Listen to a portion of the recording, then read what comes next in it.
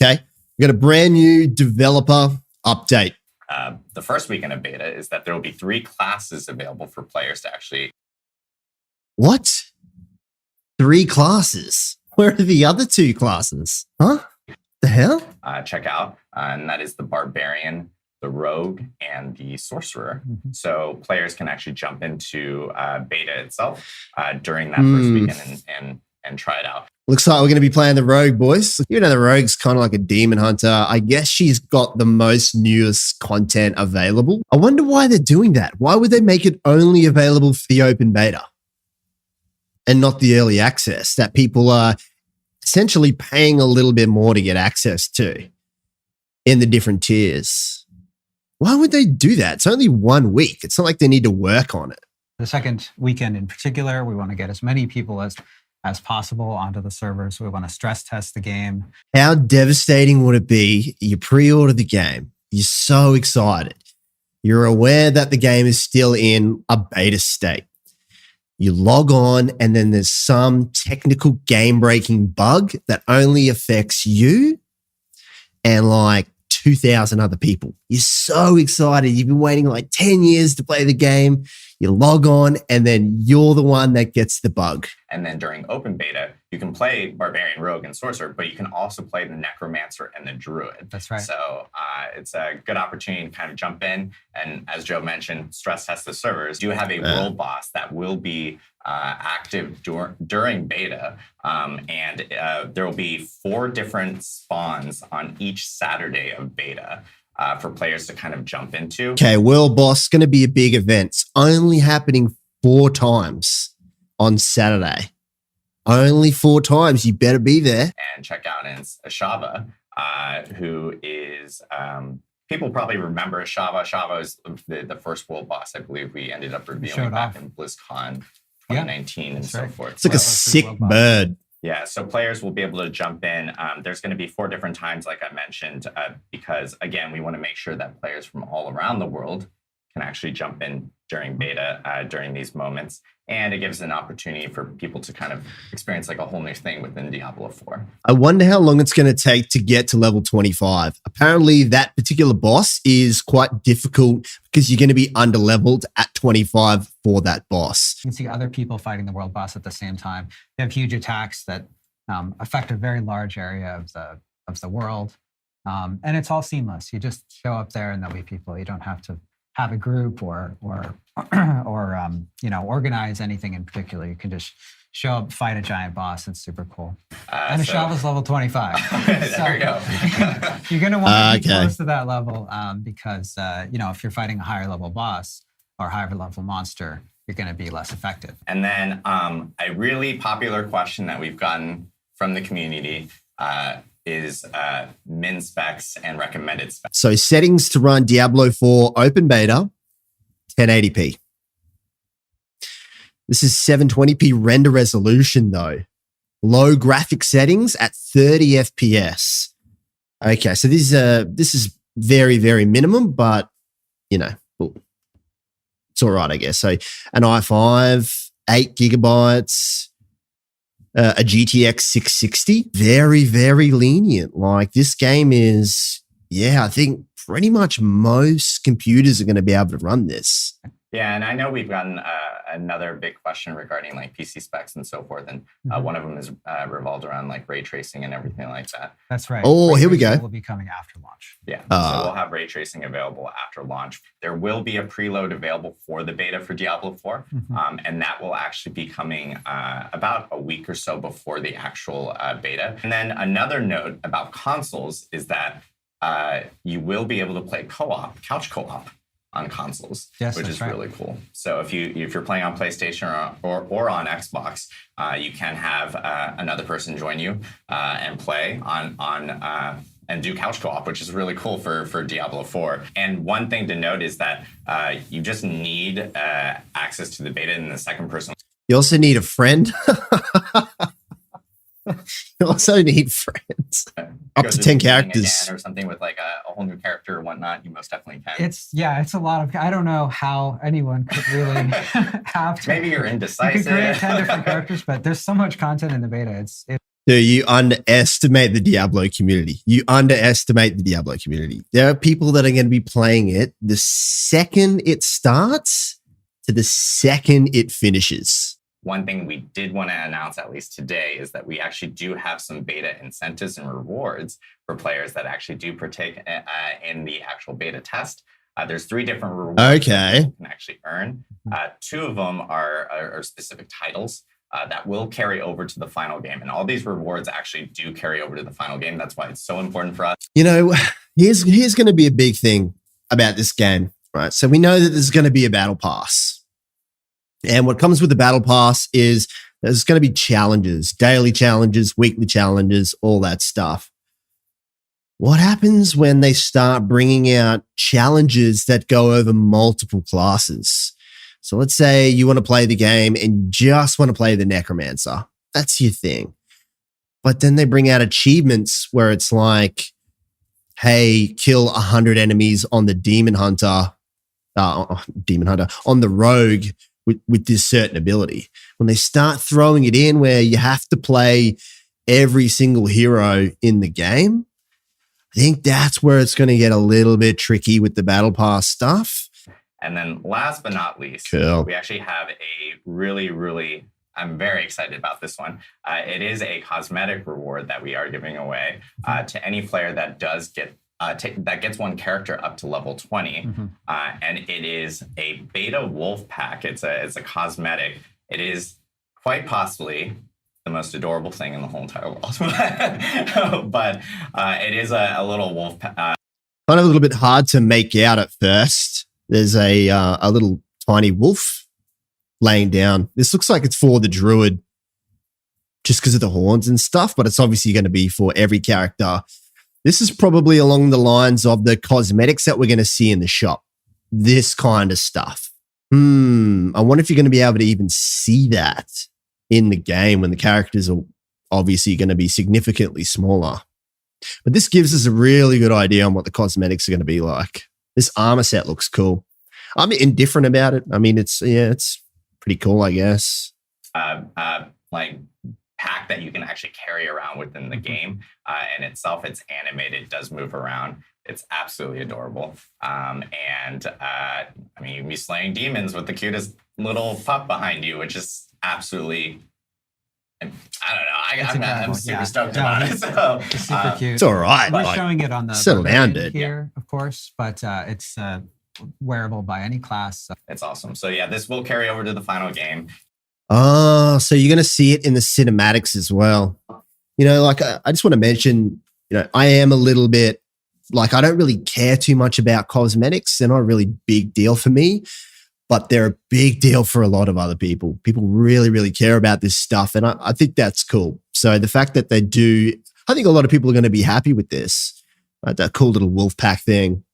And if they're going in that direction with the premium cosmetics, people are going to be pleased to like that stuff. It also has a problem that is whenever we want to increase the monster's defense power, the only way we can do it is through increasing the monster's hit point. Yeah. Like we say, from level 31, a monster from level 31 to 32, we want to increase their defense power. Oh, you know why they've implemented this as well? Because let's just say that they increase the health or whatever.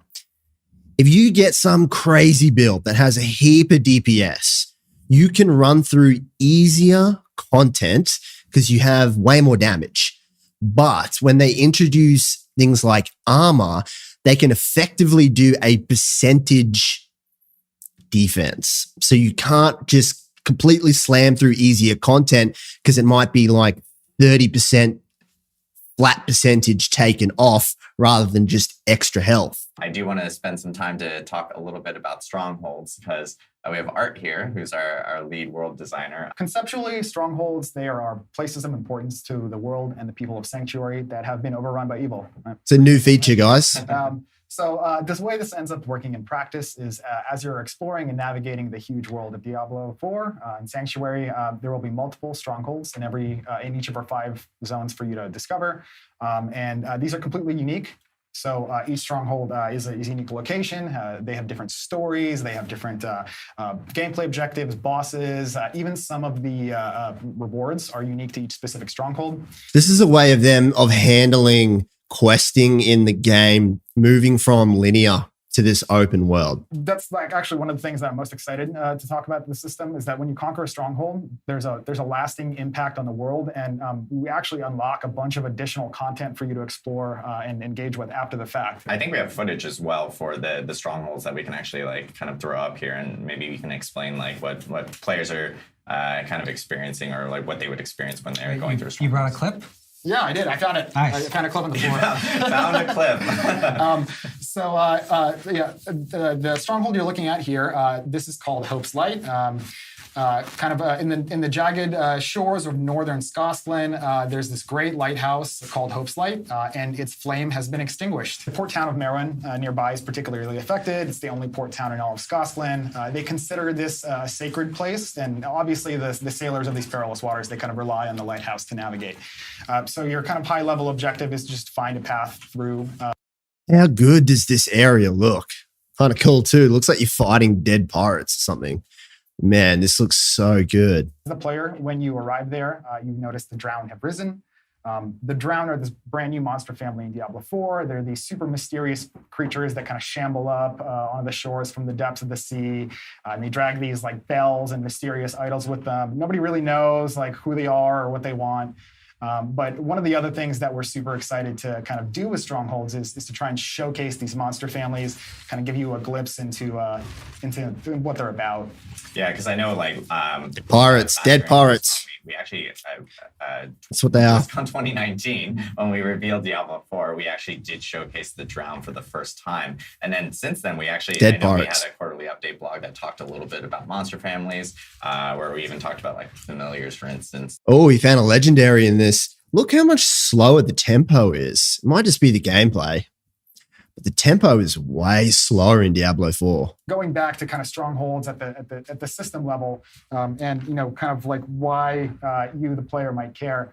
Strongholds, they provide you with a lot of really awesome rewards. Obviously, you slay a bunch of monsters, you kill a boss, you're going to get a bunch of XP and loot. Beyond that, Strongholds also reward you with a high amount of Renown. Renown is another new system in Diablo 4. And just to quickly summarize that, Renown, it rewards you with engaging with various open world activities. You gain Renown in each of the 5 regions of the game. And when you hit certain milestones of Renown, you'll get rewards. You'll get really cool stuff like additional potion charges, skill points, even wow, the later milestones. Wow. Yeah. It's a pretty cool way, I have to admit. It's a pretty cool way. It's just a slightly more complex way of dealing with side quests in an open world, because they give you these awesome rewards, like extra potion charges for finishing them. It's an interesting way. This is like a slightly better way of doing it in an RPG. Actually completing Strongholds will unlock new dungeons that will let you get more codex or more powers within your codex itself. So it kind of like opens up more and more, especially with. Wow. Okay. So yeah, the Codex of Power is kind of like your legendary menu thing, and you have to do it to get access to more options. Strongholds actually have a minimum level, so you might actually discover one that you're just under leveled for. There's nothing stopping you from trying to take it on, but you're probably going to die. Unless you're playing hardcore, and then you probably don't. Then you make a new character because you die. They're the kind of things that we should be paying attention to, because I plan on playing hardcore exclusively, but for the first get-go of the game, obviously the servers are going to be laggy and all that kind of stuff.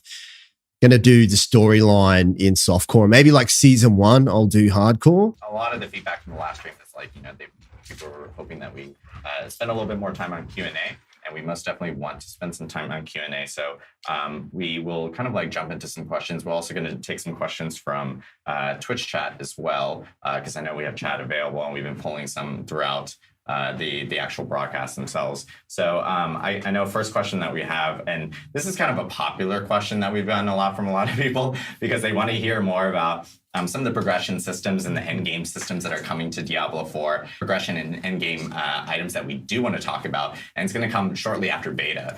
We actually even have a live stream that we are going to be planning after beta that we're going to be dedicating on those specific topics because there's a ton to kind of go over that. So you guys are going to see a ton of videos and a live stream and so forth dedicated to all those specific pieces. Another question that we get is there a limit on the number of people you can see in the open world? Oh, sure. Yeah. So there is a limit of the number of people you'll see at any one time. And it adjusts dynamically depending on the kind of content you're doing, right? We want the exploration of the open world to feel like Diablo, to feel like a desolate place. If you're... How lame would it be? He's right. How lame would it be if you're playing a Diablo game and there's like 1,000 people walking around and you're like, you're trying to do your quest and you go in and there's 1,000 other people all doing the same stuff. It's a bit like, wait a minute, kind of takes away the mood of the game. It's not really what Diablo's about. Running around in this harsh world and you're being tasked to do things or you're trying to defeat evil, but there are 20 other people defeating the same evil at the same time. You really lose that sense of a Diablo experience, right? Yeah, 100%. So 100%. We've been very careful, and we've actually been tuning it throughout the development process, tuning exactly how many people you'll see when you're out exploring an open world area. Art was just talking about Strongholds, and Strongholds and dungeons are completely private experiences. So you'll only see people that you've invited to your party, or if you don't invite anyone, you won't see anyone, right? People aren't playing Diablo for a social experience. They're really not. They're playing with their friends. Maybe they'll meet people on forums and stuff like that. Occasionally, you might meet someone in-game. Clans and guilds is a really good idea. I think that's great, but it's kept separate. The world has events that show up dynamically. If you're doing events like that, you might see more players congregate in that area. Our town hubs, if you think about Kyovashad and open beta, you'll see lots. It'll feel like a city. There are people running around. Got to show off those sweet, sweet purchasable cosmetics, guys. Got to be able to show them off. And then PC controller support. Is there? Hey, this is a big one. Can you play on PC and use a controller? Absolutely. That's the main way that I do it. This is a wonderful feature. I'll tell you why.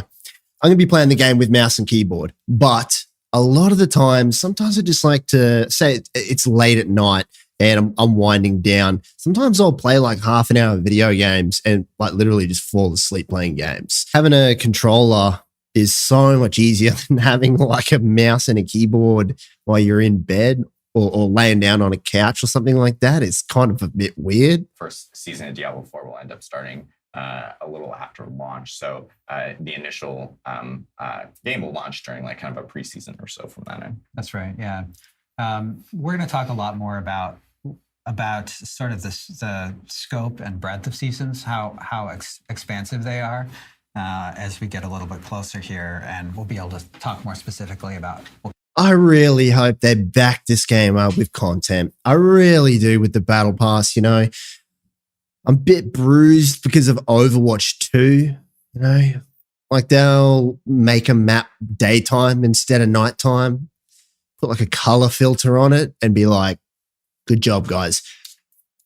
Good job. We did it. We saved it. The key thing to know is that our ambition here is to make the seasons substantially meatier than we've seen in the past. Like, we really want this to be a live game that's changing with every season, introducing new gameplay elements. Here's how they can make seasons exceptionally fun. Items, new items, not buffs and changes on existing items. Sure, do your balancing stuff, but if every season has a whole new set of legendary items, unique items, that's going to be awesome. New ways to play the same heroes just by chucking in items. That's all I have to do. There was a question about, because I know we had talked about this when Diablo 4 was originally announced about runes and rune words and so forth. Question about runes and rune words. Are they going to be available in Diablo 4 like right at launch, or is there any plans in the future and so forth in that sense? Yeah, so this is one of the really interesting things about developing developing the game and showing it off. Like we've tried as we developed the game to talk about everything that we're doing as much as possible. And one effect of that is that because the game is in development, we're experimenting with things, and if you look at some of the shots of the skill tree that we've showed, it's changed dramatically. As we've looked at player feedback from showing it off. That's the great thing about showing stuff off, is we can get feedback from players and make adjustments, right? And that also means that sometimes we'll announce features like rune words, and we'll realize that, like, you know what, this needs more time to get right. And we know, especially with something like rune words, that it's something that that's a feature they can save for an expansion. That's what that is. Right? That is a big feature they can just tuck away in the back pocket and bust it out on an expansion. So we don't support WASD movement at launch. They don't have WASD movement. Every time I get an action RPG and it's got WASD, it just doesn't feel as good. And I've been playing a lot of them lately that have that movement schematic, and I'm telling you, it's just not as good. Hey, but I guess if you're used to it, then it makes sense. I'm going to end with one last question, because I know we've been getting this a lot, and it's regarding trading within Diablo 4. Wow, here we go. And so forth. But people are asking, is there trading in D4? Because obviously, like D3, it was almost non-existent. So yeah, it's people are Hold up. Trading in D3 non-existent? Are we forgetting that you released the game with an in real money auction house in game? So, and it was taken away after, obviously, and you can trade stuff. But yeah, let's not get it twisted here, guys. curious to know how that works in D4. Yeah, we get this question a lot, and we're continuing to, trading in D4 is less restrictive than it is in D3, but it's by no means wide open trading. And we know that there are lots of players who enjoy the trading, like enjoy the game for the trading experience, and that those players would like to have, as few restrictions on trading as possible. And so we want to support that to the extent that we can, but we also want to protect the core game loop of killing monsters to get loot, right? And so there are some restrictions on trading to further encourage the situation where the best way to get the most powerful loot is to kill monsters. That's sort of our overriding directive. Kind of get the vibe that they're going to allow trading in the game, except for important items like unique. So you can trade yellows and blues and that kind of stuff. That's the vibe that I got. 3, 2, 1. Yeah!